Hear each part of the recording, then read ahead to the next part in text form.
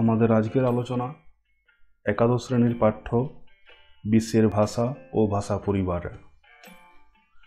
মানুষের মনের ভাব প্রকাশ করার মাধ্যম হলো ভাষা।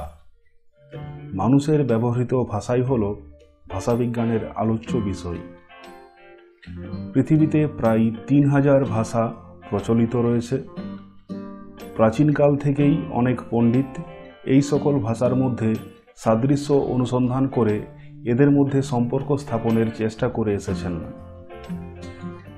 1786 সালে স্যার উইলিয়াম জোন্স তুলনামূলক ভাষাবিজ্ঞান চর্চার সূত্রপাত করেন।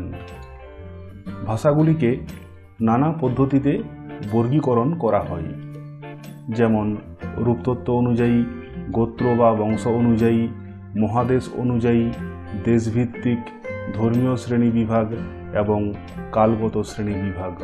এদের মধ্যে রূপতত্ত্ব অনুযায়ী এবং গোত্র বা বংশ অনুযায়ী শ্রেণীবিভাগ অধিক গ্রহণযোগ্য। ভাষার রূপতত্ত্ব বা আকৃতি অনুযায়ী শ্রেণীবিভাগ।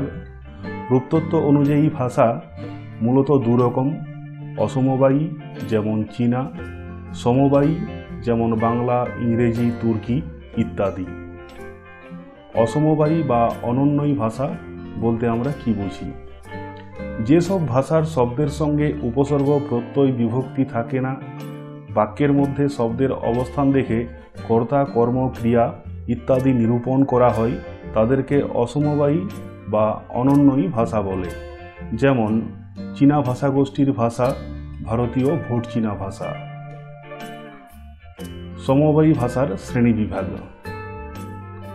সমবায়ী ভাষাকে আবার 3 ভাগে ভাগ করা যায়: মুক্তান্বয়ী যেমন তুর্কি, অত্যন্বয়ী যেমন এস্কিমোদের ভাষা, সমন্বয়ী যেমন বাংলা, ইংরেজি প্রভৃতি ভাষা। মুক্তান্বয়ী ভাষা যেসব ভাষায় শব্দের সঙ্গে বিভক্তি, প্রত্যয়, উপসর্গ যোগ হয় কিন্তু বাক্যে তাদের স্বতন্ত্র অস্তিত্ব বজায় থাকে, সেই সব ভাষাকে মুক্তান্বয়ী ভাষা বলে। যেমন তুর্কি ভাষা। অত্যন্বয়ী ভাষা যে সকল ভাষায় বাক্যের বাইরে শব্দের কোনো অস্তিত্ব নেই, বাক্যই হলো ভাষার ক্ষুদ্রতম একক, সেই সকল ভাষাকে অত্যন্বয়ী ভাষা বলে। যেমন এস্কিমোদের ভাষা। সমন্বয়ী ভাষা যেসব ভাষায় শব্দের সঙ্গে বিভক্তি, প্রত্যয়, উপসর্গ যুক্ত হয়ে বাক্য গঠিত হয় এবং এগুলি শব্দের সঙ্গে এমনভাবে মিশে যায় যে এদের আলাদা কোনো অস্তিত্ব থাকে না, এইসব ভাষাকে সমন্বয়ী ভাষা বলে। যেমন বাংলা, ইংরেজি, সংস্কৃত, লাতিন প্রভৃতি ভাষা।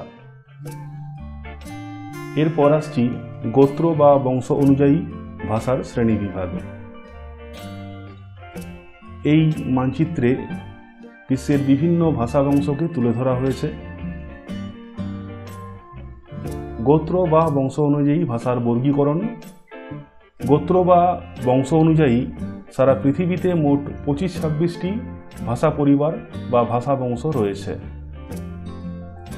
যেসব ভাষাকে কোনো ভাষা বংশের অন্তর্ভুক্ত করা যায়নি তাদের অগোষ্ঠীভূত ভাষা বলে। একই ভাষা বংশজাত ভাষাগুলিকে বলা হয় সমগোত্রজ বা কগনেট ভাষা। পৃথিবীর অন্যতম ভাষা বংশ। পৃথিবীর অন্যতম ভাষা বংশগুলি হল ইন্দো ইউরোপীয়, সেমিও হামীয়, বান্টু, ফিনো উগ্রীয় বা উরালীয়, তুর্ক মঙ্গল মাঞ্চু বা আলতাইক, ককেশীয়। দ্রাবিড়, অস্ট্রিক, ভোটচীনীয়, প্রাচীন এশীয়, এস্কিমোদের ভাষা, আমেরিকার আদিম ভাষাসমূহ। মোটামুটি এই 12টি ভাষা বংশ বিশেষভাবে উল্লেখযোগ্য। বৃহত্তম ভাষা বংশ হল ইন্দো ইউরোপীয় ভাষা বংশ। ইন্দো ইউরোপীয় ভাষা বংশ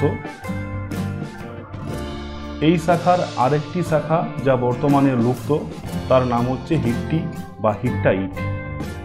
আগে এই শাখার নাম ছিল ইন্দো হিট্টি। ইন্দো ইউরোপীয় ভাষা বংশের ভাষাগুলিকে 2টি গুচ্ছে ভাগ করা যায়: কেন্তুম ও শতম। ইন্দো ইউরোপীয় ভাষাবংশের অন্তর্গত 9টি ভাষাগোষ্ঠী রয়েছে।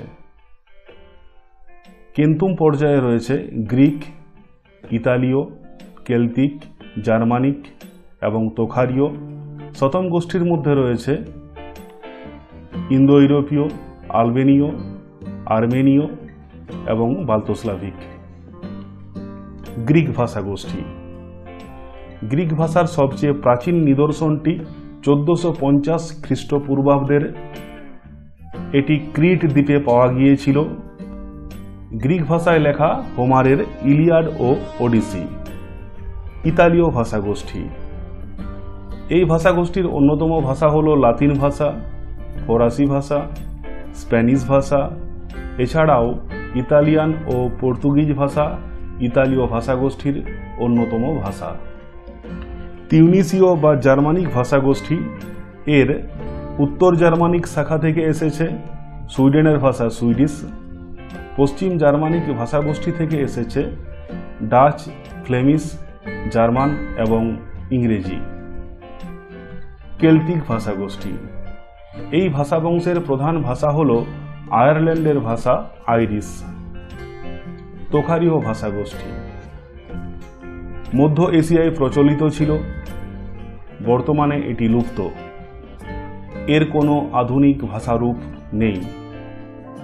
আলবেনীয় ভাষাগোষ্ঠী।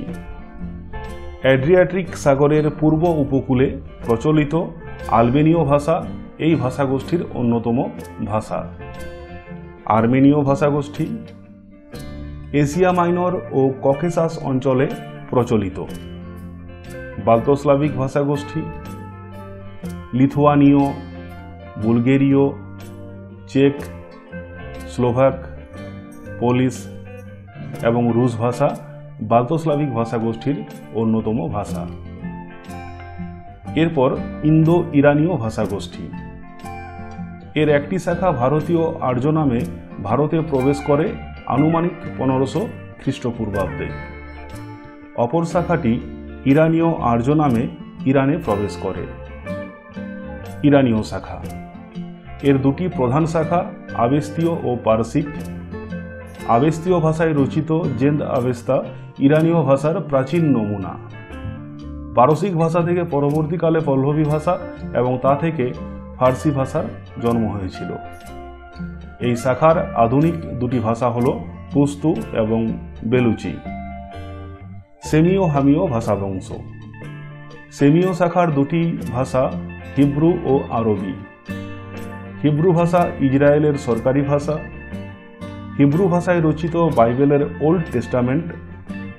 হামীয় শাখার ভাষা মিশরীয়, এখন লুপ্ত। হামীয় শাখার বংশধর কাবিল তমসেক ভাষা এখনও প্রচলিত রয়েছে। বান্টু ভাষাবংশ। সেমীয় হামীয় ভাষাবংশের বাইরে আফ্রিকার সমস্ত ভাষাগোষ্ঠীকে বান্টু বলা হয়। বান্টু বংশের দুটি পরিবার নাইজার কঙ্গো এবং চারি নীল। নাইজার কঙ্গো ভাষাবংশের অন্যতম ভাষা হল সোয়াহিলি, কঙ্গো, জুলু, নিয়াঞ্জা, লুবা। চারি নীল ভাষাগোষ্ঠীর ভাষা হল দিনকা, মাসাই, মরু, নুবা। ফিনো উগ্রীয় বা উরাল ভাষাবংশ। মজর বা হাঙ্গেরীয়, এটা হচ্ছে হাঙ্গেরির ভাষা। ফিনিশ, ফিনল্যান্ডের ভাষা। সামোয়েদ, সাইবেরিয়ার মরু অঞ্চলের ভাষা।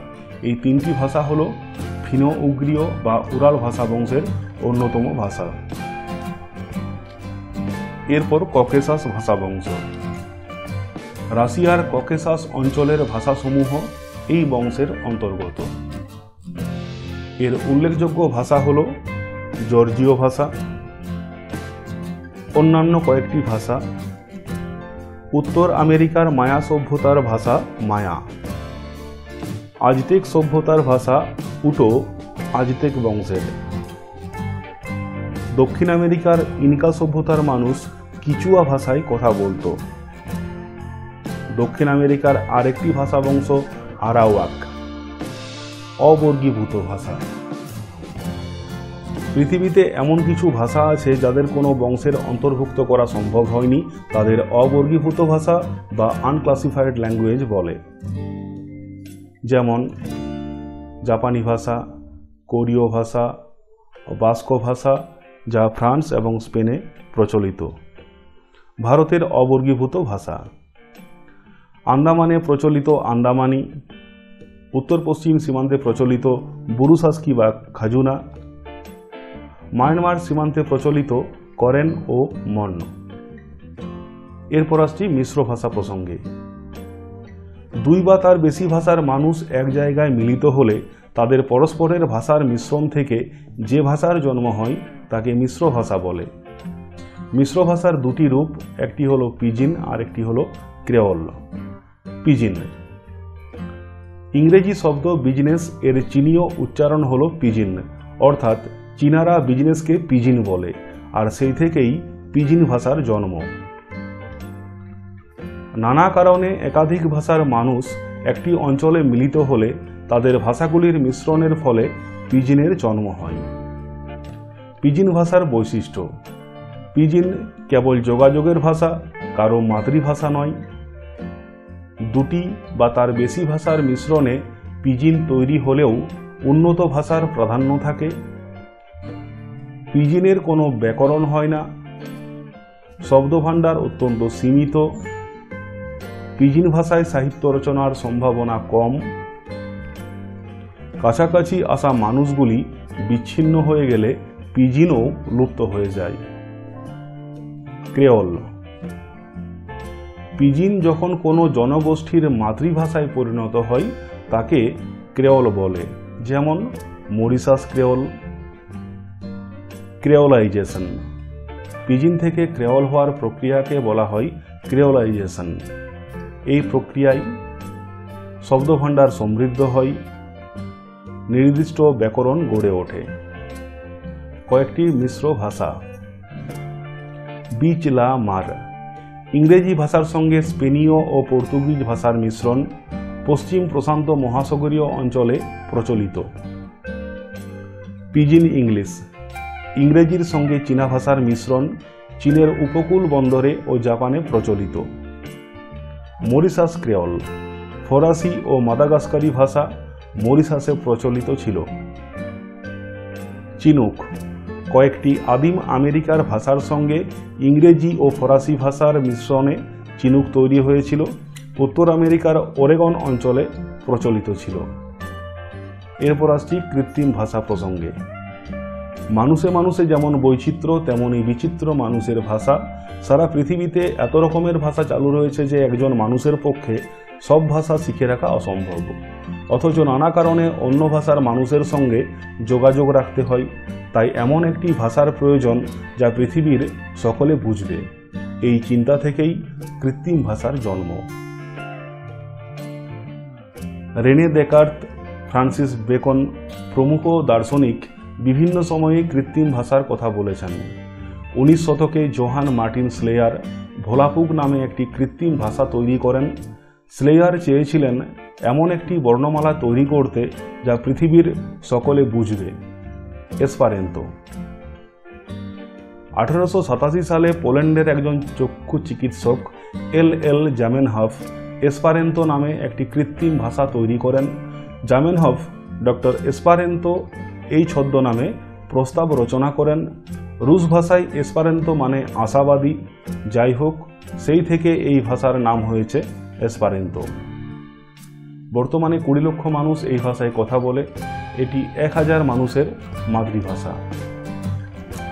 এসপারেন্তোর ধ্বনি স্লাভ ভাষার মতো আর রূপ রোমান আর জার্মানিক ভাষাগুলির মতো। এই ভাষায় 36টি ধ্বনি, 921টি শব্দমূল আর 6000 শব্দ রয়েছে। 16টি সূত্রের মাধ্যমে এই ভাষা আয়ত্ত করা যায়।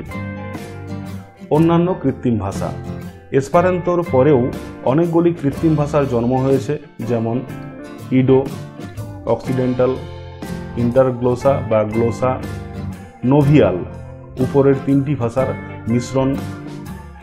ওটো ইয়েসপারসন নোভিয়াল তৈরি করেন। এরপর আসছি প্যারা ল্যাঙ্গুয়েজ প্রসঙ্গে। হাত, চোখ, মাথা প্রভৃতি অঙ্গ সঞ্চালনের মাধ্যমে যে ভাষা ব্যবহার করা হয় তাকে প্যারা ল্যাঙ্গুয়েজ বলে। মুখ বধিরদের ভাষা হলো সাংকেতিক ভাষা বা সাইন ল্যাঙ্গুয়েজ। 1775 সালে ফরাসি শিক্ষাবিদ Abbe Charles Michel de l'Epee প্রথম সাংকেতিক ভাষা তৈরি করেন। হাত দিয়ে কথা বলার পদ্ধতি বা হ্যান্ডটক। প্যাজেট গরম্যান পদ্ধতি হলো একটি হাত দিয়ে কথা বলার পদ্ধতি।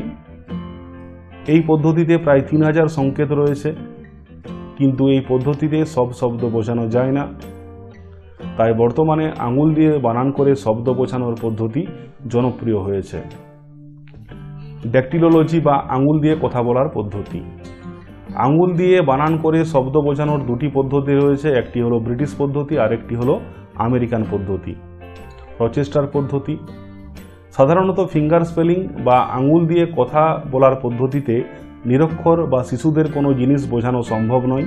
এজন্য রচেস্টার পদ্ধতিতে আঙুল দিয়ে বানান করার সাথে সাথে মুখেও উচ্চারণ করে বলা হয়। এই অধ্যায় থেকে বড় প্রশ্ন এবং এমসিকিউ টেস্টের লিঙ্ক নিচে ডেসক্রিপশনে দেওয়া হলো।